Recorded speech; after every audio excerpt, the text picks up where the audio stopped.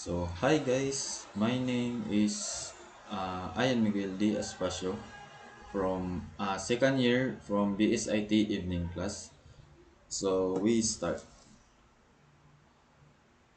So, open natin itong VS Code guys. So, mao ni siya ang ato ang VS Code. So, mao ni ang ito yung ating ginawang assignment in the previous night. So, nandito ako ngayon para i-explain ko every details na nandito sa kinode ko upang maintindihan niyo po. So, open po natin yung result. So, ito po yung result niya. Ito po. Ito po yung result ng aking pag-code. So, i-explain ko po kung paano ko po ito nakuha. No? So, let's start from here, from doctype HTML. So, yung doctype HTML is represent na mao ni ang HTML ang atong ginamit na code. Next is HTML lang equals en. So, mo ni siya representative nga English ang atong written English ang atong pagkuhan sa code. Next is magbutang tag head direct. So, mo ni siya ang atong head or mo ni ang sulod sa atong head. So, mo ni siya si meta char set equals UTF-8. So unsa man ni siya? So, ako ni siyang gibutang mo na siya ang represents nga sa atong web page nga pwede ta maka-display og letters ug numbers. Next is okay. So mo ni siya nga nag-represent para makabutang tag display og letters ug numbers. So mo ni siya para diri sa ubos nga nagbutang ta og letters ug numbers. Like sa atong width is 300px, sa atong height is 300px pixel. So mo ni siya guys ang atong gikuan sa picture para may ko siya. So next is meta. Name is viewpoint content with device width in initial scale 1.0. So mao ni siya guys. Kini sa ubos. Mao na itong So next is dito na tayo guys sa heading or personal website. Personal website o heading 1. So our main insert mo na itong pinakaunang heading. So mo ni siya guys. Okay, to. So mo ni siya guys. Mo ni siya ang personal website. So pag ato na siyang i-change o my personal project project project yan.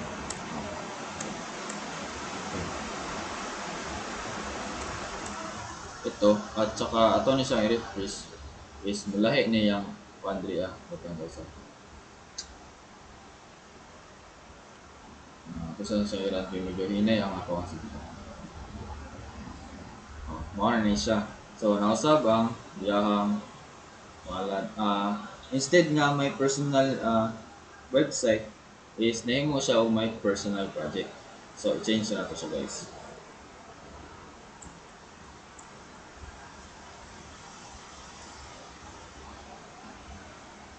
Yan.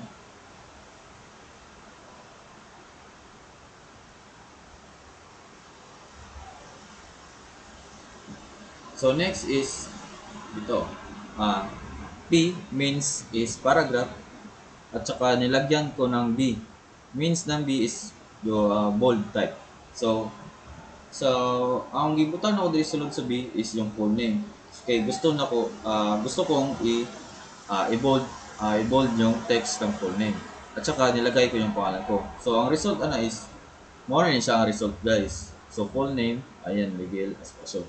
So pero pili po na ako ni siya ilisdan ang full name.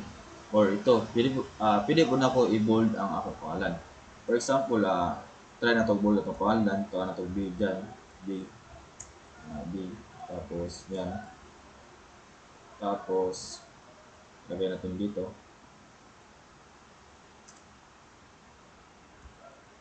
Yan. Yan. Dito tapos ganyan. Tapos i-resend ito. Yan. Tapos i-refresh natin yung kuha natin. So as you can see guys, so nagiging bold lahat yung kuha natin. Yung pangalan kong Ayan Miguel Espacio, ganina nga hindi naka-bold, ngayon is naka-bold na siya. So, i-change na to guys, kaya para mabalik siya sa dati. Yan. So, nabalik na siya sa dati. Next is to P, program head, program and year level, tapos basic evening. So, kagaya ng sinabi ko noon is nilagyan ko ng bold yung program and year level para mas madali siyang makita or mas madaling masabtan para kung ano yung year level ko ngayong taon. Next is nilagyan ko ng HR. So, yung HR, meaning ng HR is, ito yung nakabagis guys. Ito, nakabagis yan. Yan yung HR. Lagyan ko ng bagis.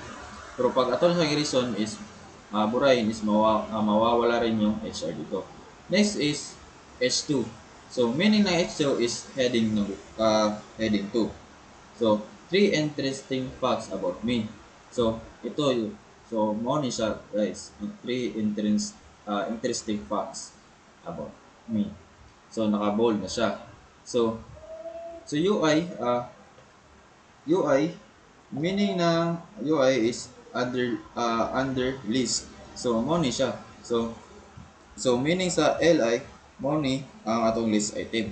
So, for example, at saka gibutangan ako LI is para makabulit siya. So, makikita nyo dito na nakabulit na yung kuha natin.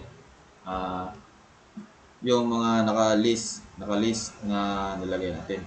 So, sa first bullet is I love playing badminton because that is my talent. So, ito na siya guys, nakalagay na siya dito, and so on and so forth. So, ito, nilagyan ko ito ulit ng UL para ma-stop na yung command. So, next is H2, my favorite website. So, ito na siya guys. Dito na tayo next sa favorite website. So, nilagyan ko ng A para maka-creates ng hyperlink. So, at saka itong href is means naga-specify siya og destination kung asa rapita mo butang. So pag ato ning pinduto ning www.youtube.com is mapupunta siya sa YouTube. Kagaya nito, nilagay ko ning link. So pag ato na siyang pinduton is matuta sa YouTube. Yan. 'Di ba? As you can see guys na napunta tayo dito sa YouTube, 'di ba? Ibantay mo. Ibantay mo kung kuan. Nga na ato sa YouTube. So, yes. So, next is H2 heading my favorite picture heading 2. So, mo ni siya. So, IMG means in image. Tapos SRC equals image is ito yung paano natin guys, image na napili. So ang result ini is mo na ni siya guys. Ito image ubos. No, 'di ba? Makita ninyo kung anong ingani siya kadaka. Kay tungod kay gibutangan na kay tungod kay ang width ani is 300 pixel tapos ang height is 300 pixel. So pag ato ni siyang i-change, butangan nato og 350 ang width tapos at ang height natin is 350 din. Tapos i-run natin with live server. So, 'di ba? Sa kalayan, ganina is gamay-gamay siya. Ngayon is lumaki na. So makita nyo dito is lumaki yung picture nga kuha nito sa output natin. So, i-change natin balik sa 300 para 'di ba? Para mas maganda siyang tignan kaysa itong naka 350 kasi sobrang laki lang. Yan. Ayos na. So, next is I. Meaning ng I is italic. So, ano ba yung italic? So, yung italic is yan yung type nga font nga aking ginamit. Ito yung napili kong type font kasi ito lang din yung na-discuss sa binigay ni Ma'am Tin na link para tun-an namo sa pagbuhat og code sa HTML. So mo ni siya.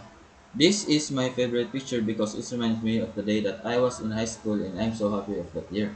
So mo ni siya. So mo ni siya guys. Ang kuan diri sa ubos. Mo ni siya kaso na lang sa kilid diri sa pinakatumoy. So next is body in HTML. So gibutan ako ni siya dito sa ubos para ma-end na ako ang code.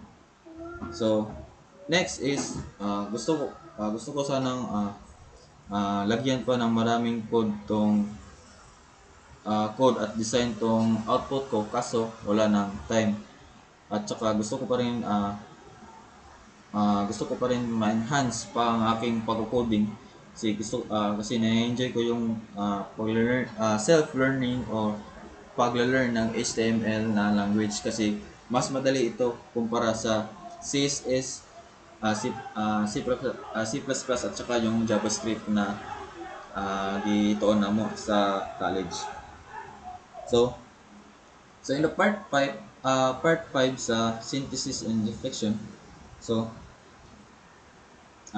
sa lahat ng aking natutunan dito sa HTML is yung every concept dito.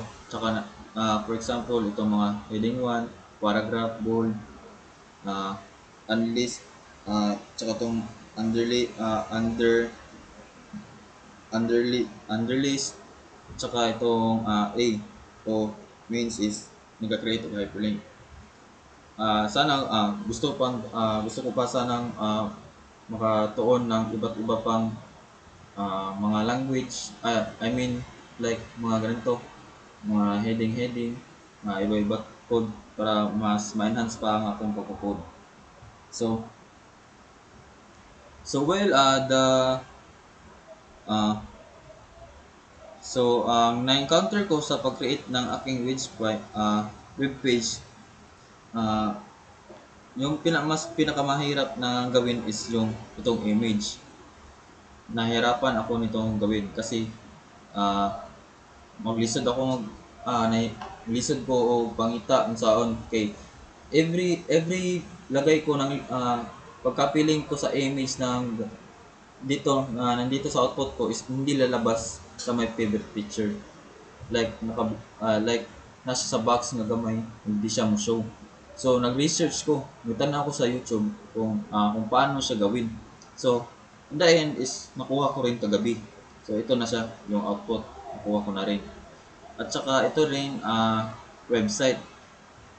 Sa buti na lang is madali lang tong website, tong youtube.com. And lastly is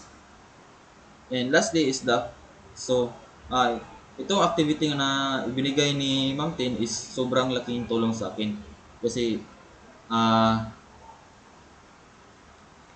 nakakatulong ito sa akin para mas ma-enhance ko pa yung pagko-coding ko. At saka maganda rin siya magbigay ng mga activities kasi di ka magsalig ba, like gituyo niya nga gipalisod-lisod ang activity para makakat-on jud ka. Kay syempre second year na ka nga estudyante at para mas maka-prepare ka in the third year. So what is the thing that gusto ko pa malalaman sa HTML is as long as kung unsay matudlo sa ako or unsa ko makatunan, dili gusto na ko i-apply.